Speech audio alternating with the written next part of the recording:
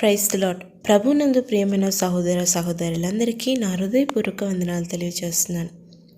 మీరందరూ బాగున్నారా? మీరందరూ బాగుండాలని నా అనుదిన ప్రార్థనలో నేను జ్ఞాపకం చేసుకుంటున్నాను. మీ అందరి ప్రార్థన విన్నపములను కామెంట్ రూపంలో తెలియజేయగలరు. ఈరోజు మీ కొరకు దేవుని వాగ్దానం. సామెతలు 11వ అధ్యాయం 31వ వచనం. నీతిమంతులు భూమి మీద ప్రతిఫలము పొందుదురు. అవునండి, దేవుడు ఈరోజు కూడా మనకి మరి ఒక చక్కని వాగ్దానంతో మనతో మాట్లాడుతున్నాడు. అదేమిటంటే నీతిమంతులు భూమి మీద ప్రతిఫలము పొందుదురు. అవును, నీతిమంతుల కొరకు దేవుడు బైబిల్ గ్రంథంలో అనేకమైన వాగ్దానాలను, అనేకమైన ఆశీర్వాదాలను ఉంచాడు. నీతిమంతులు మొరపెట్టగా వారిని శ్రమలన్నింటిలో నుంచి విడిపిస్తానని, నీతిమంతులు వర్ధిల్లుదురు అని, నీతిమంతులు కదిలింపబడరు అని, నీతిమంతులు భూమిని స్వతంత్రించుకొని దానిలో నిత్యము నివసించుదురని, ఇలాగ అనేకమైన ఆశీర్వాదాలను నీతిమంతుల కొరకు దేవుడు ఉంచాడండి. కానీ బైబిల్ సెలవిస్తుంది, ఏ భేదము లేదు, అందరూ పాపం చేసి దేవుని యొక్క మహిమను కోల్పోయారని బైబిల్ వాక్యం సెలవిస్తుంది. కానీ మనము దేవుని దృష్టిలో ఎలా నీతిమంతులుగా తీర్చబడతాం?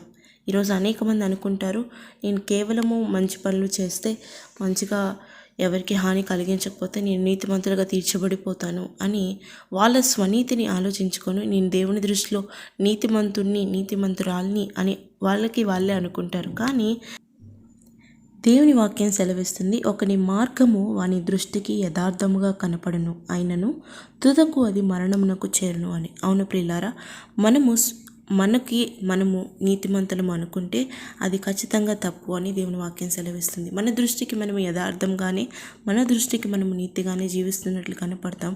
కానీ బైబిల్ మాత్రము ఏమని చెప్తుందంటే, ఎవరైతే దేవుని యొక్క కృప చొప్పున, రోమేలుకు రాసిన పత్రిక 3వ అధ్యాయం 24వ వచనం మనం చూస్తాం, కాబట్టి నమ్మువారు ఆయన కృపచేతనే క్రీస్తునందలి విమోచనము ద్వారా ఉచితముగా నీతిమంతులను తీర్చబడుచున్నారని దేవుని వాక్యం సెలవిస్తుంది. అంటే ఎవరైతే క్రీస్తేసు వారిని నమ్మి విశ్వసించుతారో వాళ్ళు దేవుని యొక్క కృపచేత నీతిమంతులుగా తీర్చబడతారని దేవుని వాక్యం సెలవిస్తుంది. అవును ప్రియులారా, ఈరోజు మనము నీతిమంతులం అనుకుంటే మన స్వనీతిని ఆధారం చేసుకొని మనం ముందుకు వెళ్ళిపోయి ప్రయాసపడుతూ కష్టపడుతూ ఉన్నట్లయితే మనకి ప్రతిఫలం ఈ భూమి మీద రాదండి. అవును, దేవుని వాక్యం సెలవిస్తుంది, నీతిమంతులు భూమి మీద ప్రతిఫలం పొందుదురు అని. దేవుని వాక్యం ప్రకారం దేవుని దృష్టిలో నీతిమంతులు వేరు.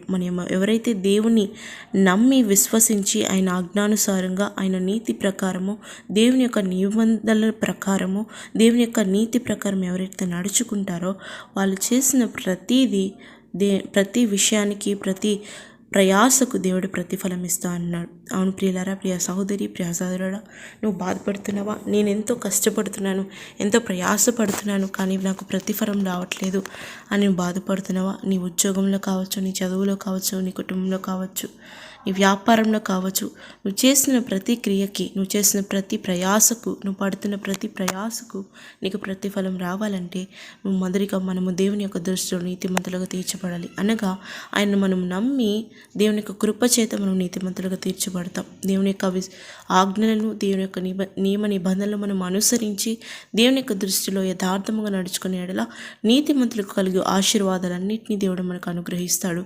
ఎలాగైతే ఈరోజు మనతో దేవుడు మాట్లాడుతున్న రీతిగా నీతిమంతులు భూమి మీద ప్రతిఫలం పొందుదురు అని. అవును, నీ కార్యంలో, నువ్వు చేసిన ప్రతి కార్యంలో నీకు ప్రతిఫలం రావాలంటే మొదటిగా మనం దేవుని దృష్టిలో నీతిమంతులుగా తీర్చబడాలి. అవును అన్నట్లయితే ఈరోజు నాతో పాటు ప్రార్థన ఏకీభవిస్తాం.